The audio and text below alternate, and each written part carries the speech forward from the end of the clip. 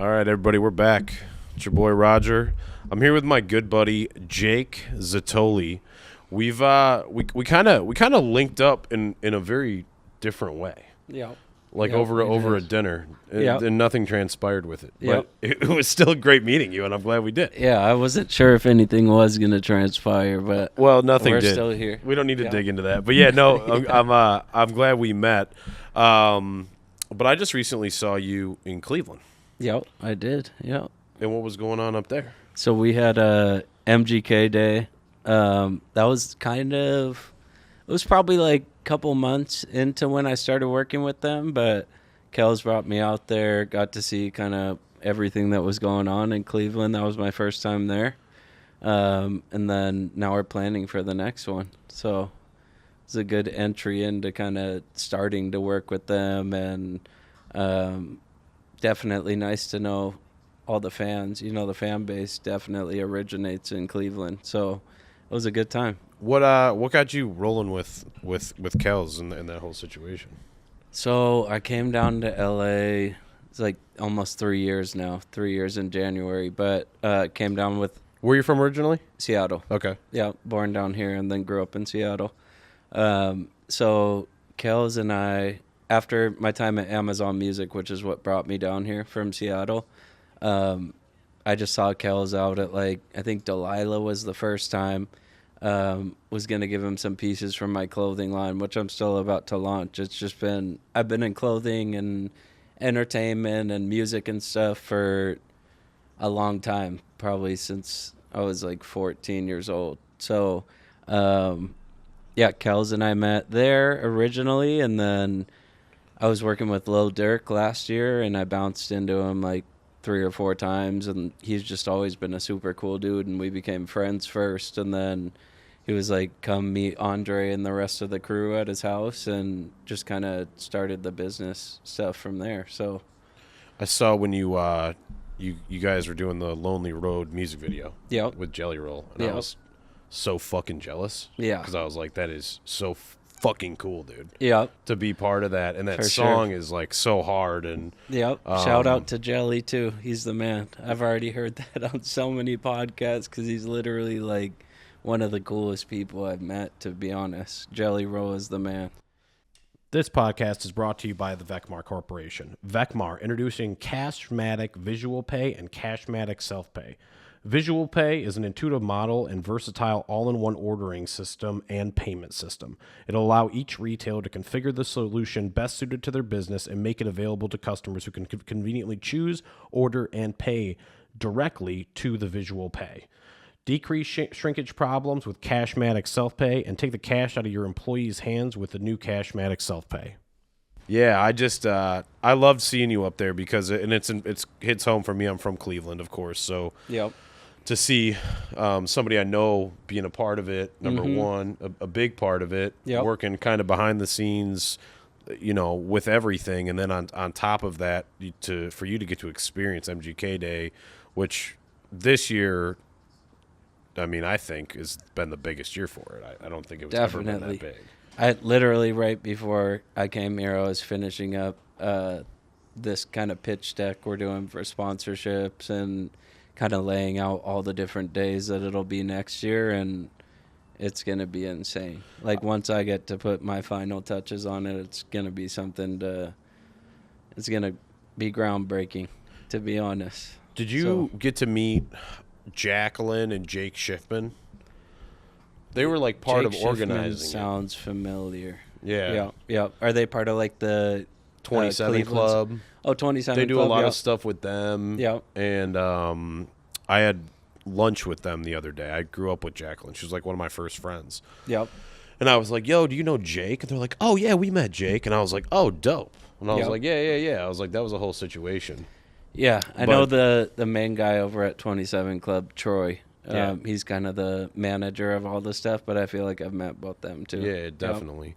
So you grew up in Seattle. You were born here. You grew up in Seattle. What was I mean, I know you kind of do a lot of different things, but from a music standpoint, that was really where you got started with it, right? And why? With MGK? No, just in general. Just in general when you were growing up. Oh, growing up, for sure. Yeah. So my very first clothing line, it was me and my buddy. He started it originally, and then I was in high school and actually had a couple of the shirts, and I hit him up. I'm like, dude, I love the shirts. I want to come bring in some more designs and blah, blah, blah. He's like, yeah, pull up to the shop. So he had the shop in Pioneer Square, which is like famous area of Seattle, kind of down from like the fish market and stuff that most people know, the Pike's Place Market. Yeah, of course. But yeah, he had a shop down there and was just printing shirts, and they said the Northwest, and it looked like the North Face logo.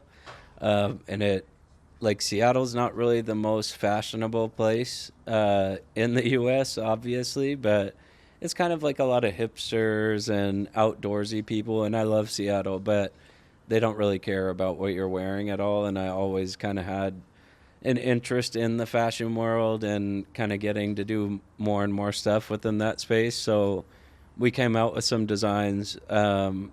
It was kind of like plays off of the Sonics logos and stuff, just still using like that North Face branding. But we had a studio underneath the shop, and shout out my buddy Otis, but he's kind of the one that like really laid the groundwork. Him and Benny, my like business partner at the time, they were best friends, and Otis was just really heavy into music. Benny was a DJ, and they had like every vinyl record you could imagine, and they're like the old school type DJs that actually use vinyl instead of just the computer. So I just had like a really nice groundwork for like hip hop especially, and then being able to appreciate every single type of music. So that was like really the beginning of everything in Pioneer Square with those two guys. So we kept building the clothing brand. We would have like every first Thursday in Seattle, they have these art walks. So it's basically like where a bunch of different art studios in Seattle would have like these little pop-up shops. You can go in and drink wine, blah, blah, blah. But we had our own, and it was just bumping every time, like with a ton of different people in there. And then we were selling the merch and all that. How dope is that when it's your stuff? Just like people are buying it. People are like, yo, this is so dope. And it's like your hard work that you put in. For sure. What's that feel like? That's probably crazy, huh? It's cool. Like, we came out with a couple of designs when I first started with him. And like the first couple of times I would see people wearing them, like me grabbing pizza somewhere totally separate in the city, and they're wearing it. It was like, all right, I like that feeling. I want to keep doing this, you know? Yeah. Yeah. That's good. Was there somebody like particular maybe that inspired you in the fashion space? I would say that didn't. Or like a style maybe that really did it for you?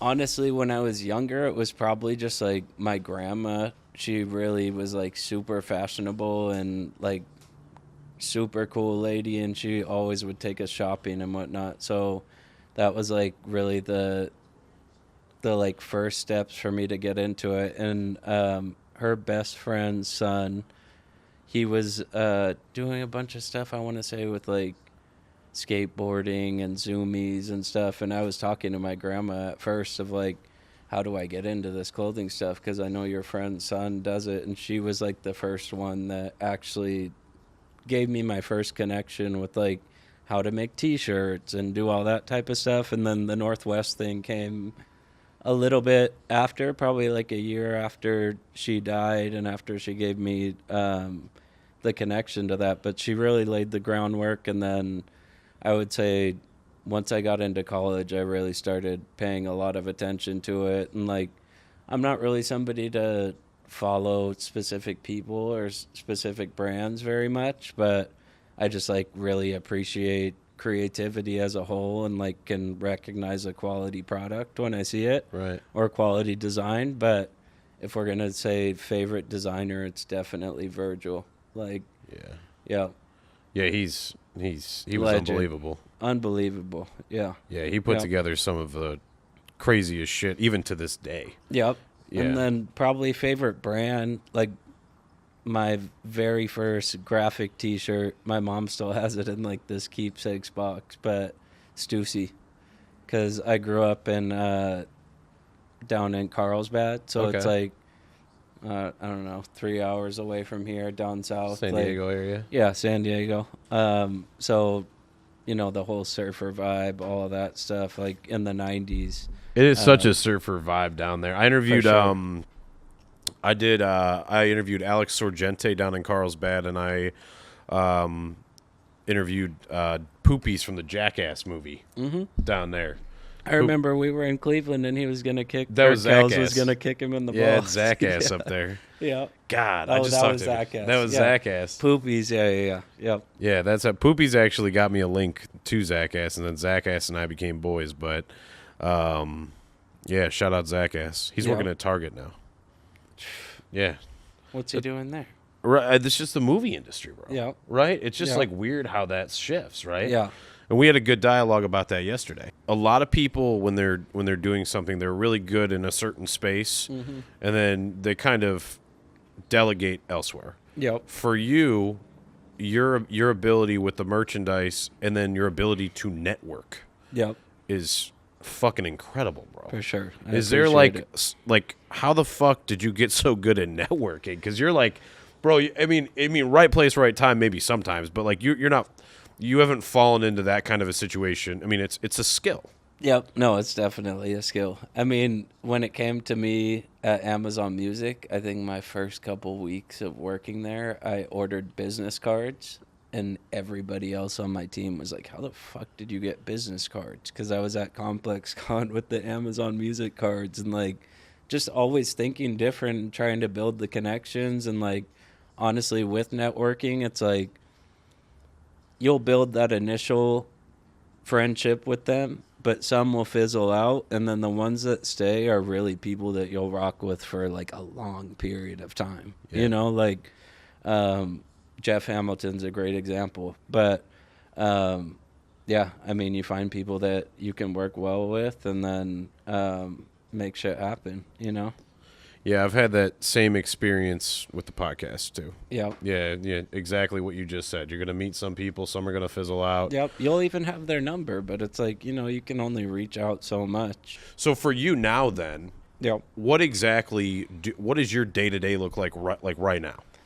Right now, it's creative planning for everything MGK. So like, we were just in Vegas for Travis Scott's Complex Con, which was insane. Like, I love how people put together that many pieces, and still, like, I wasn't the biggest Travis Scott music fan. It's grown on me. Like, he's got his hits here and there. Just, I'm not one of those young kids. It's like a diehard Travis Scott fan. Yeah. But the merch stuff has always blown me away. Like, his collaborations he does, the cadence of the drops, being able to have your own Complex Con, like, it's pretty impressive. So, that's kind of what I'm trying to translate into MGK's world, who's a artist that most artists can't really even touch. Like, in my opinion, I wasn't the biggest fan of his either before, but the more and more I get integrated into his world, I'm like, I'm working with a legend, because he's spanned so many different music genres. The way we're working for the future is like, he's still grinding like nobody else. Yeah, like he hasn't done anything, So it's like, is that rare to see? Like, from your standpoint, because you've known so many different people in so many different spaces, whether they're celebrities or they've gotten really big and then fizzled out, or even stayed big. Is that kind of impressive for you to look at now? It's definitely impressive. Like, I feel like I'm lucky to have found working with him in LA out of so many other artists that I could work with, like just his drive to keep wanting to make something better than the last, I think, is impressive, Yeah, absolutely. Yeah. What's the so you're doing, you said you're doing clothing on your own. You have your own situation. Yeah, I have my own line I'm gonna drop next year. Okay. It's been cooking for a little while. I've got like jewelry, bunch of different pieces, just trying to figure out a way to make it, not trying to figure out, but waiting on the moment where it's all how I actually want to launch it. And I know that's like a big creative fault for a lot of people, of just like holding on to shit and not completely or not continuously launching it. Right. Yeah, he's got one of the T's on right now. Oh, no shit. But yeah, That's I mean, dope. my work in just like production and clothing, music, stuff like that for a long time. It's just like I can't drop anything that's not of high quality. What goes into like creating? I know. I only actually know one other person that's ever done like clothing. And he's a good buddy of mine. He actually is one of our sponsors on the podcast. Shout out Orla Watch. Yep. You were telling me about that. Yeah. I got more for you on that one too. Oh yeah. But you'd be a great person to connect with Matt. Yep. For sure. Yeah. Hell yeah. He's the owner of that? Yeah, he actually he started, you ever heard of Dope Clothing or Minimal?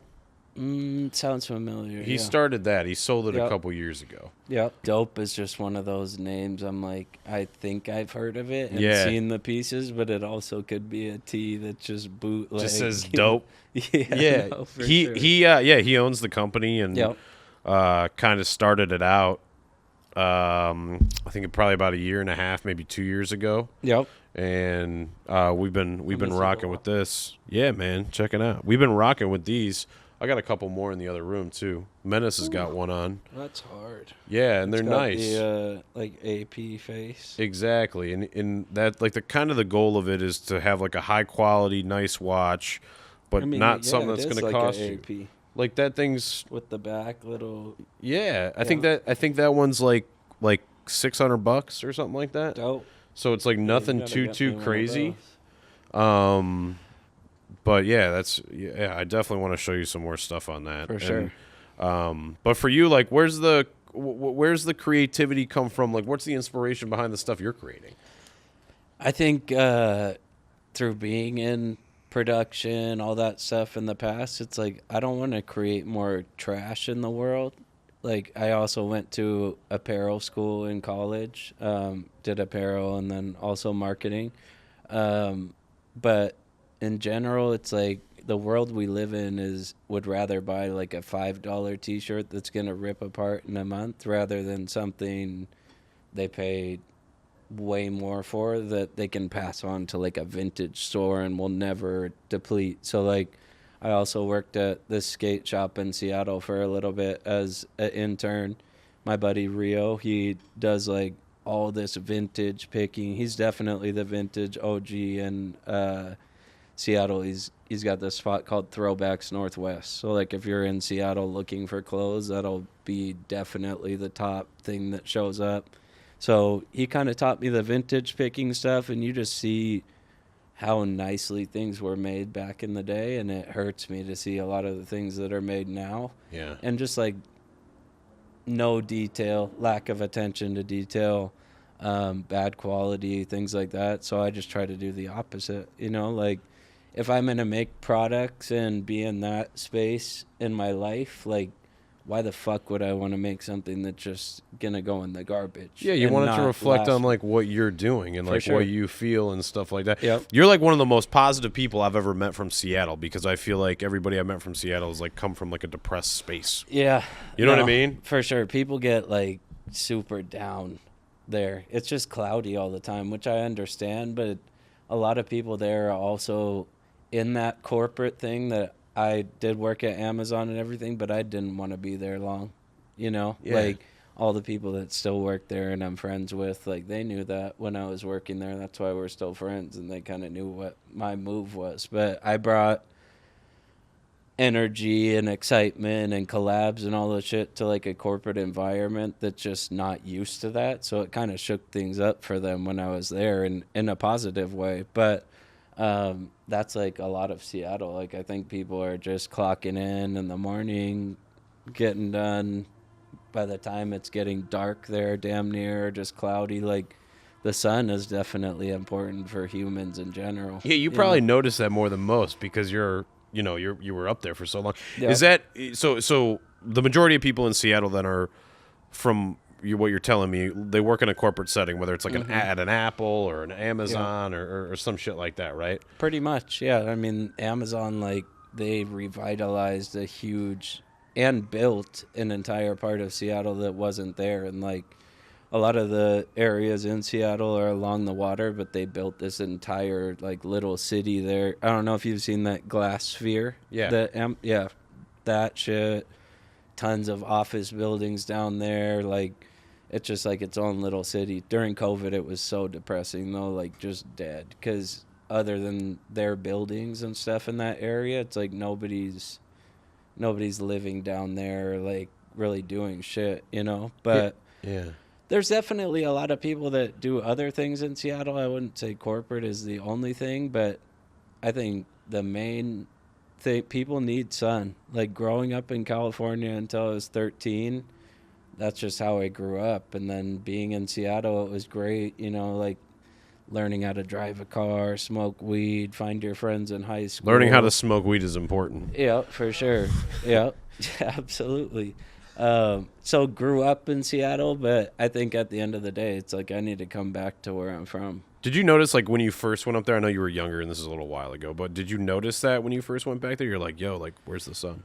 No, I think I was too young. I was like 13, so I'm just like, whatever. You know? Yeah, you just roll with the punches. You're just Yeah. too chill. Yeah. Jake's just too chill for his own fucking good sometimes, I guess. Yeah. So during COVID, out of all this times to come back to LA is obviously, like we said, it's a little ridiculous because Yeah. pretty much everything in Los Angeles at that time was shut down. Yeah, I think. Did and that make I you li- nervous though?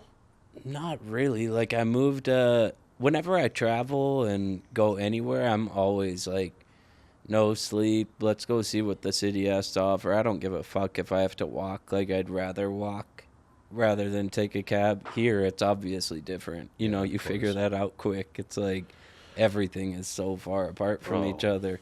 But I think there was like a little bit of like that. What the fuck is going on here? Because everybody was like, move over to Hollywood, West Hollywood. You'll have a good time. It's a good place to like start living in LA. And I would walk around and I'm like, why the fuck isn't there anything going on?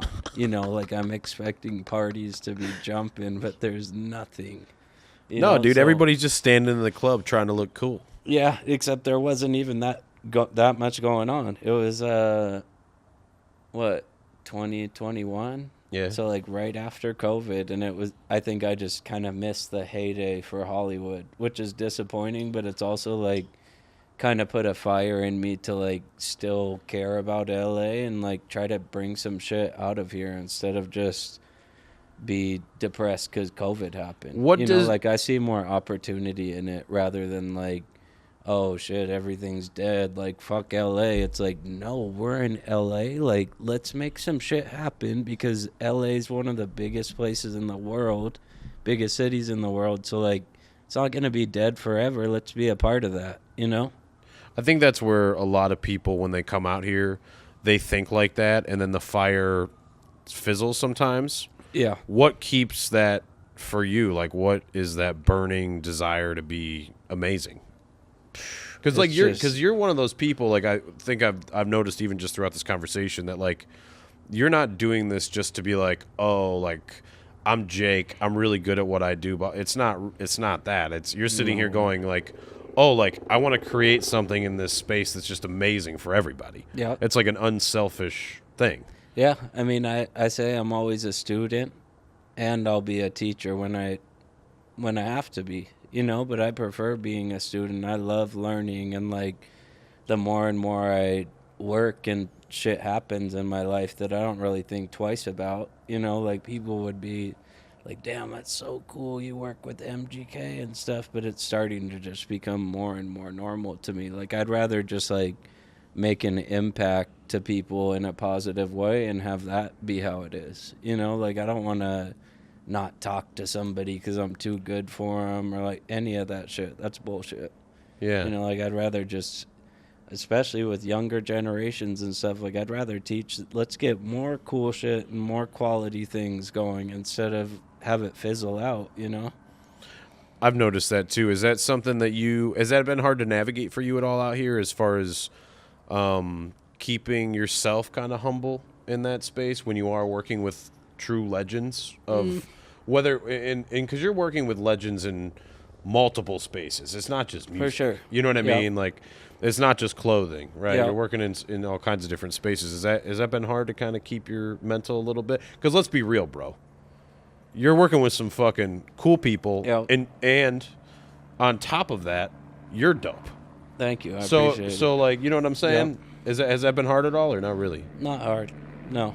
Literally, no. It's more, I would say adds more confusion to me, because I'm like, why the fuck do people gatekeep and do shit like that when they don't have to? Oh, You know, man. there's no reason to. Like, the only thing I'll do to people, like, if they want to really get some shit going or connect with you because you work with MGK, whatever it may be, it's like, point them in the right direction and let them know what they need to know to come back at you and it be undeniable. Right. You know, like, come to me legit. You don't just want to come and be like, oh, listen to this shit, listen to, you know, like, no, build the plan and show me why we should be listening to it. You know, like, yeah, People want you to do it for them, basically, sometimes. for sure. Yeah. None of that. Yeah, It's not real at that point. no. I understand. There's nothing tangible behind that. Yeah, and like, not in a gatekeeping way. It's just like, you're not ready. So, like, get it ready and then we can do something with it, you know? December only with Aura Watch. Take 50% off the entire store. The entire store, folks. You can go online, get some great gifts for your family and your friends. Quality materials, quality watches at an affordable rate. If you want to take advantage of this, please also use the discount code ROJPODS30. That is ROJPODS30 to take advantage of the Aura Watch special. Absolutely. Is that when you get people approaching you about whether it's who you know, things you're doing, stuff like that, is that, yeah, you seem like somebody who, like, even for me, like, you were dope enough when we were in Cleveland. I was like, yo, I've got Zach ass, blah, blah, blah. You're like, oh, yeah, come backstage. Yeah. And it was like, oh, that's so dope. You know what I mean? For me, I'm a huge No, fan. I mean, if I know you, it's like, Yeah, but still, Right. I mean, it's amazing. You didn't have to do that. I mean, this dude, Blaine McIntosh, he's on the Savannah Bananas. I met him that night too, same night. Yeah. We were kicking it at the club, and like, him and I are friends. We're working on something now for next year. So like, Yo, shout out to Savannah Bananas, dude. yeah. Talk about some entertainment. No, for sure. Right? I didn't even know about him until that weekend. But like, Dude, they're Other- selling out fucking stadiums. other than MGK Day, it was like, oh, the Savannah Bananas are in town. I'm like, what the Yes! fuck is that? You Yes, know? the Savannah Bananas are off the Yeah. hook, dude. Yep. Menace, you'd be good at a Savannah Bananas game. I'll tell you what, he could be an umpire for the Savannah Bananas. That's my favorite got- part about that, like the umpire dances and shit. Y'all Yeah. seen that stuff? That's so funny. They have this new thing coming out too. It's called Cosmic Baseball. Okay. It's so dope. It's all neon at nighttime baseball. So like the I've players seen a commercial or no, Yeah. like a clip or whatever it Yeah. might be. How Yeah. the fuck does that? Is the ball glow in the dark the then? ball is glowing too. Yeah, I mean, it would have to be. Yeah. That'd be really something if it Yep. wasn't, huh? Yeah, no, for sure. Yeah, that'd be really something if it Yep. wasn't. Does that but I'm really trying to do something with them. yeah, you want to do something with them. Is that in are you doing something from, a totally creative space then? No, right now I'm super focused on everything MGK, and like, as we continue growing with that stuff, like, I'm not being selfish in the situation. You know, I'm not like, oh, now I can do this because I have his name behind me. It's like, no, I'd rather just continue growing him because it's supposed to be happening right now, even though he's huge, and like, my shit will grow alongside it, you know? So still being within the first year of working with him, I'm like, I'm putting all my energy in that, and when it's time for my shit to go, then it'll go, Yeah. you know? So I just don't want to rush anything. Right now, if I launch my line, it just seems like a rush. You don't want to So, do that. No. Do you, when you are working with, we'll use MGK because that's where your focus is right now. Is that now that's an all day, all night event for what Yep. you have going on, right? You're Yep. connecting with all kinds of different people. You're traveling probably on a fairly sure. regular basis. It's different than the all day, all night I was doing with Durk, though, because at that time it was like almost being a day-to-day manager with everything. So that was really like all day, all night. How long did you work with Durk? Shit, almost a year. Okay. Yep. And if you don't mind me asking, how'd you take that news coming out? It hurts because Durk's like, he's a good dude, you know, from everything I saw. Like, I don't even look into the past of anybody. It's Right. kind of like, if we're cool, then it's cool. and he's one of the realest dudes I've met. Like, it's only been solid, so it hurts. Like, I hope the best, you know? And then still, like, whole crew of people that come with Durk, because he's got a ton of different people. Like, all of them are solid. They're good fucking people. So, yeah, it hurts. I wish the best. That's a tough space. Yeah. That's a tough space. But I think it's also part of the industry. I haven't been smoking. I had a heart attack on October 28th. No way. You had a heart attack? Yeah, at Lago with Chip there. No way. Swear. What was that like? Oh, bro, it's crazy. Like, I was like sitting at the bar, had a couple drinks. Dude, I was sitting at the bar. I had like 2 drinks. Mm-hmm. I was eating some salmon. I was good. And then I'm sitting there with Chip, and I'm like, we're like chopping it up, talking about nothing. And I like started just feeling like shit. Yeah. And I was like, I got up. I'm like, I'm going to go to the bathroom. And then I like looked at him. I was like, yo, bro, I'm not feeling good at all. And I like went and sat at a different table just trying to like chill out or whatever. And then I had like this terrible pressure on my chest. My heart was racing like crazy. And then I was like, all right, I'm going to, I was like, somebody call 911 because I knew I was fucked up. Mm-hmm. And like, I never called 911. You know what I mean? And they got there. They like took my pulse, took my vitals and everything. And they like were like, you just had a panic attack. Yeah. And I was like, okay, like I could deal with that. But I had never had a panic attack before. Mm-hmm. So I go home, which is right there. It's Yeah. like Lagos, the apartments that I live in, like right across. Yeah. So I go and go back home or whatever. I wake up the next morning and I was like, I was still just so out of it. I was like, I just feel like shit. And so I called an Uber and I went to the hospital. And then they're like, yo, you had a heart attack. Damn. Yeah, and they were like, what the fuck? Why didn't you come to the hospital? I was like, because they told me I was straight. They told me I just had a panic attack.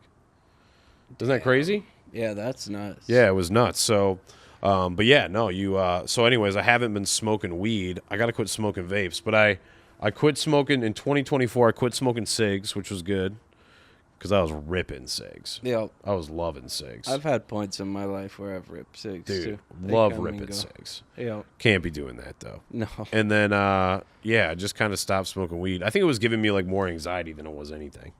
That happens with... I loved weed for a lot of my life, but it happens when you start slowing down on weed, a little bit even, then it makes weed different. Because I like the high of weed when you have a tolerance, but when you don't have a tolerance, it's like... It's miserable fuck almost. This. Yeah. No, literally. How long have you been smoking weed? 15 years. How old are you? 31. You're my age. Yeah. Were your parents, like, cool with you smoking weed when you were younger or what? No, I mean, I'm the youngest child, so they weren't cool with it more because they were worried that I would go down a worse path. Yeah, like you But start shooting they're heroin or chill. something? Yeah, they're like, he's still young and he's being stupid as fuck. Like, we just got to reel him back a little bit. Yeah. Yeah, So, definitely. In that way, they weren't cool with it, but now they're like, I wish you wouldn't, but it's fine. Like, my mom doesn't really give a fuck. She's cool. But she's cool about it now. Yeah. Do you think that's a big part of, like, now you have a tolerance, you can sit, you can smoke, you're chilling. Mm-hmm. Do you think that's, like, a big part now of, like, keeping your mental or getting some creativity right now, or is it just part of just you? No. I mean, I don't need weed, but I like it here and there. Like, it's Friday night and we're chilling, so I enjoy it. But now it's kind of like there's people act like weed is completely good all the time. It'll solve this, and this. Like, I had a medical card off some total bullshit when I was 18. Like, I get that side of weed where you can say it does everything, but it makes you lazy and tired in certain points. I think for most people, like, it's not gonna only do all benefit. I'm a piece of shit when I wake and bake. Yeah, just and like I'm not doing groggy. nothing. It's like I strive to have the just pristine lifestyle of waking up and feeling 100, not drinking, not smoking, and I keep that kind of like up here because I'm never really gonna be there. But you don't want to go down here. No. You ever been down there? No. You've never gotten that. You've always been pretty. I love like shrooms and light things, but I'm not fucking around with like heroin. No, or no, any not of like that. And I'm I just don't saying, like like, pills. have you ever and gone all. like a deep, not like that. Have you ever gone like a deep dive where you're like drinking like way too much for like 6 months? Even with drinking, like I feel like if I get too fucked up, I usually go home. So there's like minimal times in my life that I'll be like, man, I really regret that when I was drunk. Yeah. You know, unless it's like with your girl or something and you say something fucked up you didn't mean to. But other than that, like I don't put myself out there where I'm going to be embarrassed. Like if I had one too many, I'm like, I'm out. Yeah, you know. Yeah. Yeah, you have self-control I do not have, and that's amazing. Yeah. You know what I mean? No, Because I say for some sure. out-of-pocket shit after a couple drinks, that's for Yeah. sure. Yeah. It doesn't even take a couple drinks. I'm sober right now, and Yeah. I say out-of-pocket shit anyways. No, somehow, like, I just don't think I change into a different person when I'm drunk. So even if I say more than I would have meant to, I'm like, still that's me. You know, even if it's texting somebody or whatever, I'm Yeah. like, all right, I get why I said that. Do you know how rare that is? Yeah, it's rare. It's rare, bro. For sure. My Uncle Yeah. Ron is the same way. My Uncle Ron, Yeah. bro, can sit and get fucking lit. And he is the same dude the whole time. With me, I already have like an ego. And then if you give me alcohol, it just fucking inflates. It just Yeah. gets so much worse. Yeah. It takes a lot of drinks for it to get to like really bad. I don't really try to hit that space anymore. Yeah. You know, I get a little mouthy. I get a little mouthy after a couple drinks. Yeah. But yeah, man, that's actually really interesting. There's very few people out there that are like that have the ability to have that self-control, and that you do actually truly value that next morning. You think about that. Yeah. That's a thought. I mean, yeah, I wake up late sometimes, but I'm always like, shit, if your body feels like it needs it, just give it to it. Which I have the luxury of, like, being able to do that here and there within Yeah. my schedule because I'm not having to be on Zooms at 9 every morning. Yeah. But in general, it's like, yeah, I like to feel good in the morning and have a good day, you know? What and kind- get shit done. Like, if you're hungover or feeling shitty all the time every day during the week, it's like you're not going to get shit done. I feel like people are able to normalize that for themselves too because they do it so much, and then they just think like, oh, that's just like how I feel. Mm-hmm. And that's not really it. Yeah, I think that happens to a lot of people. What kind of advice would you give somebody, maybe even in my space, where like I'm like really beginning in like a podcast situation? I've been doing it for like 2 years, but it's really still in its infancy because any of the bigger podcasts that are out there that have been, you know, going for a long time, or anybody for that matter that's in a creative space out here, what kind of advice would you give them as far as like what is important on a regular basis to keep around you, or things that you're doing to stay up on, you know, things going around, you know what I mean? Like just kind of all, in a general answer, I guess is what I'm looking for. I would say one of my favorite parts of working in corporate is that it teaches you how to set goals.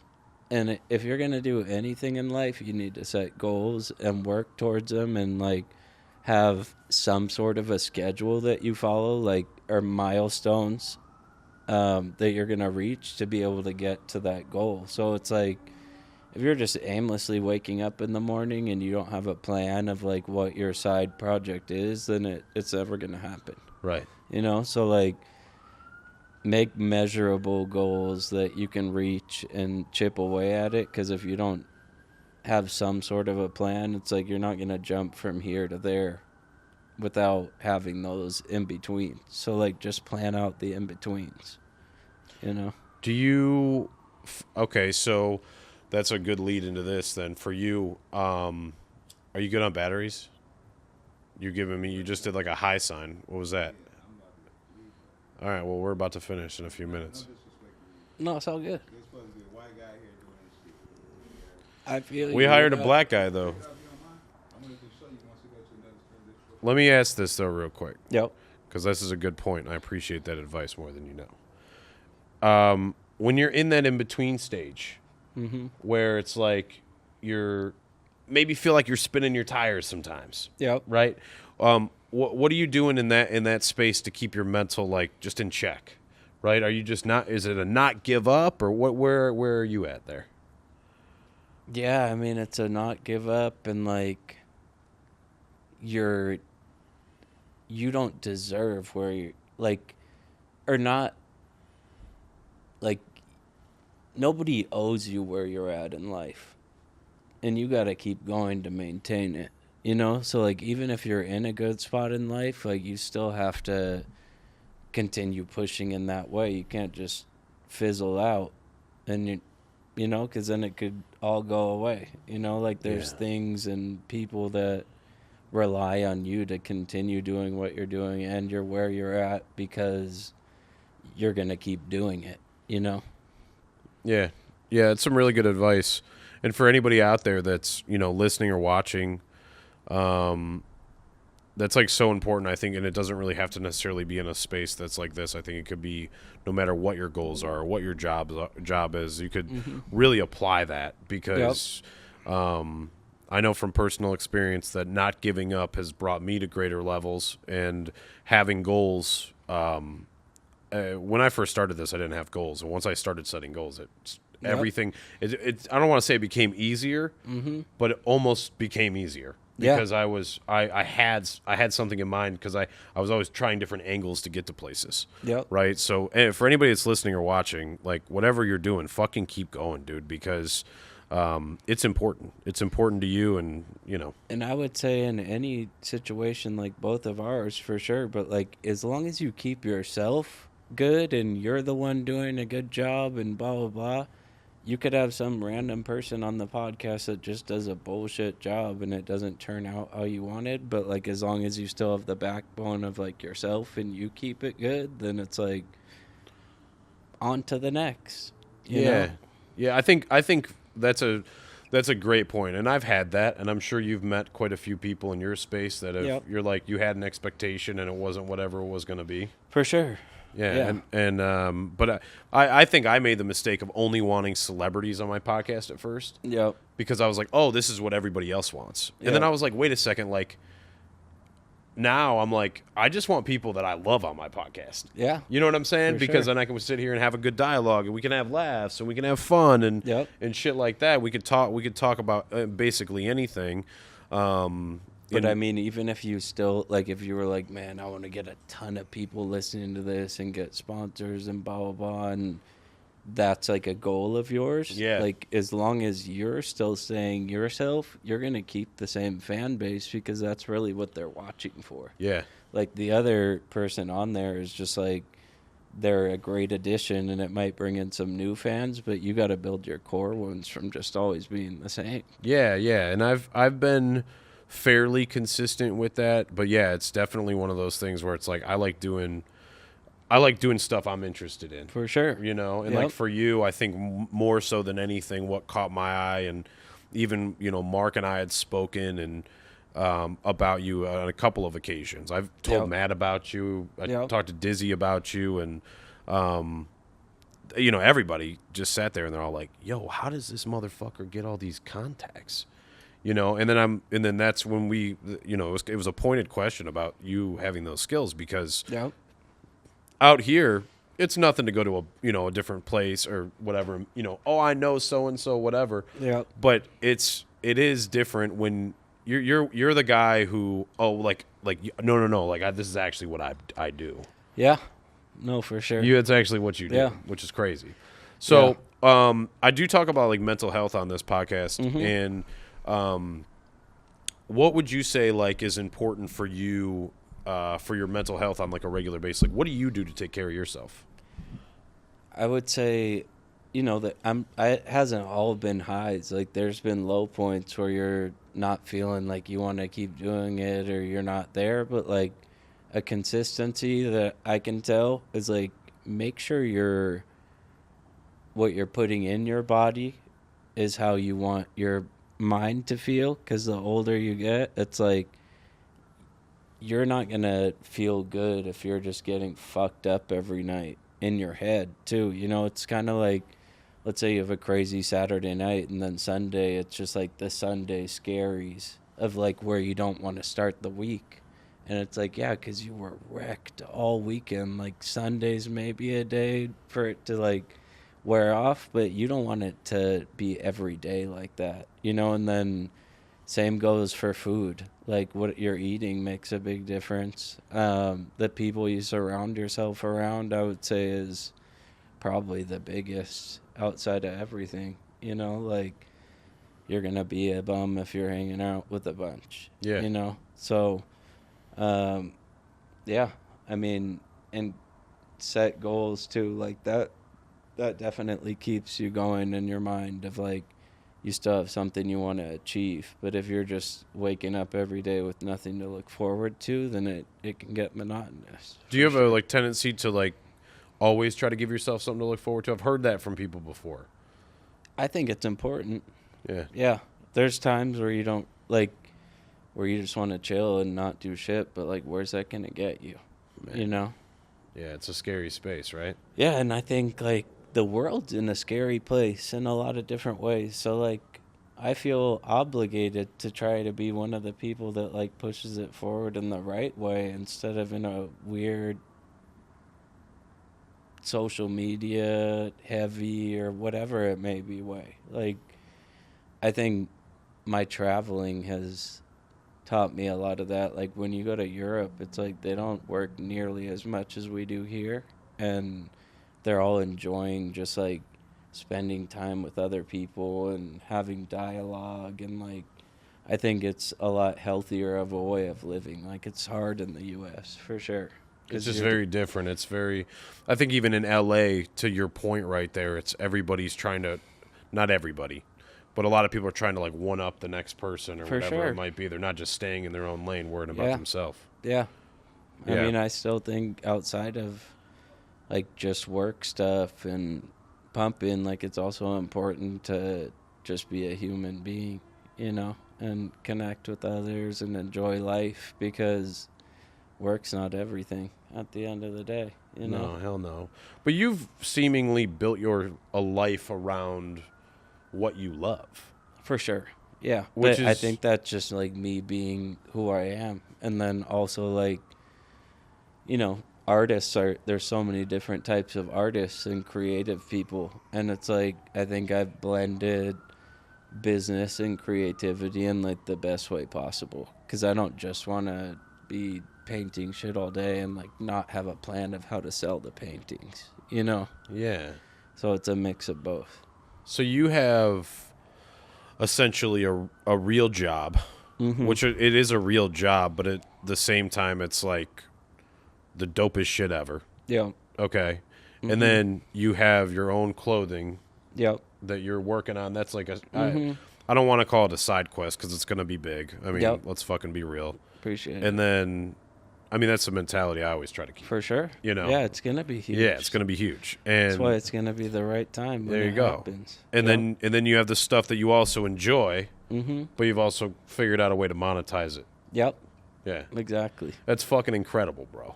Yeah, That's fucking incredible for you. Yeah. I'm so happy for you because, and I've done quite a few podcasts with quite a few different people, and I am from very different spaces, kind of from all over. Mm-hmm. And I have to say, the most miserable people I know are the ones that all they do is they have like one thing they do, and that's it, right? They Yep. don't really give themselves space to do anything else. For sure. And so you should be really proud of yourself that you're like kind of tackling a bunch of different kinds of things. Yep.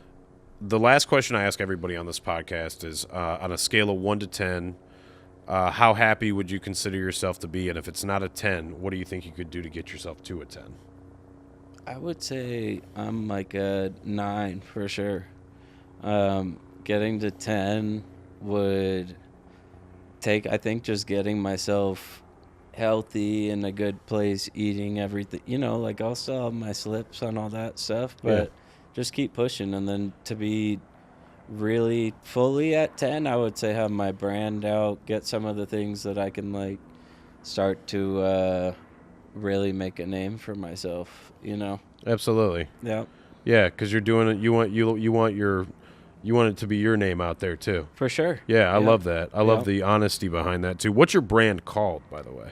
It's called Possesco Magione, which means crazy house in Italian. And the reason it's crazy house is because I'm crazy about learning about anything that anybody does in the most passionate form.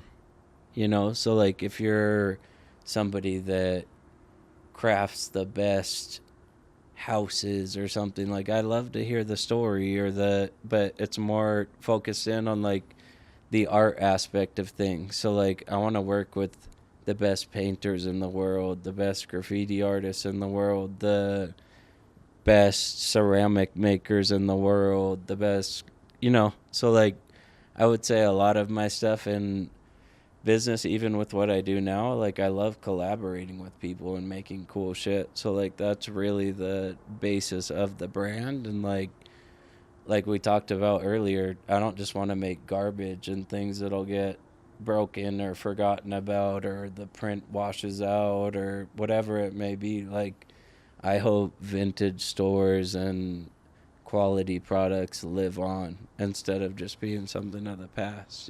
Yeah. Yeah, I love that. And I think for everybody, watching and listening as well, I think like one of the big things we can take from Jake today is, and I could do a better job of this too, is no matter how big you are or how big the people you are surrounded with on a regular basis, to always be a student and how important that is, because you can tell like you're a true student. I love it. Yeah, like I think knowledge is the funnest thing in life. Like who doesn't want to know as much as they can know? There's so many different like fascinating parts about the world in general, So yeah, that's what I love. I love traveling is a huge thing for me. Like it's crazy to me to think of how many different parts of the world there are. I've just been to Europe mostly. I've been to Mexico, Canada, but it's like even within all those regions alone, there's so many places I haven't visited. And it's such a different like form of thinking and everything from what we're used to just being in a bubble. Like LA is definitely a bubble. Yeah. I even tell people this. I'm like, if you've never been down to San Diego or like those parts of California, like those are what California is. Like LA's beaches suck compared to the other beaches in California, and we're just in California. So it's like, imagine how many different things you can learn and see. Like that's what gets me excited for sure. Yeah, that's a phenomenon. My son just went to San Diego. I have cousins in La Jolla. Yeah. And he learned, he started learning how to surf. Mm-hmm. He's 8. And just to see his eyes light up with something new, you know what I'm saying? Just to that point where it's like that forever hunger to want to learn. And then it seems like you're kind of the same as me in that standpoint. When you go other places, it just kind of gives you want more. For sure. Right? You're like, oh, like, I wonder what this place is like then. Totally. Yeah, like even if you go to Paris or wherever it is in the world, you're like, what are the other cities in France like? France is so sick. Yeah. Like there's so many things to see and do. It's like, don't get complacent and just chill and do nothing all the time, because time goes fast. Man, doesn't it? It goes so fast. And it gets less and less when you're old. It goes even faster when you're older. Faster when you're old. That's what I mean. Yeah, it's crazy. It goes crazy. But, well, bro, I can't thank you enough for coming on here. You've been amazing to me. You gave us some great advice today on just like the space that you work in, the things that you do, how you've gotten here, being a student, setting goals. And then I think like all of us are excited to see what you have coming in the future. Yep. And we're all rooting for you, man. So whatever we can do for you here, you are always welcome. We'll definitely have you back. You're my guy. Yeah, man. I appreciate you, seriously. More than you know. Yep. And until next time, thanks again. Check out Automotive Customs in Valley View, Ohio, 5440 Warner Road, Valley View, Ohio, 44125 to check out their new $49.99 oil change special, up to 5 quarts, and check out their new holiday specials as well. Check out Automotive Customs, 216-232-4158. Call for more.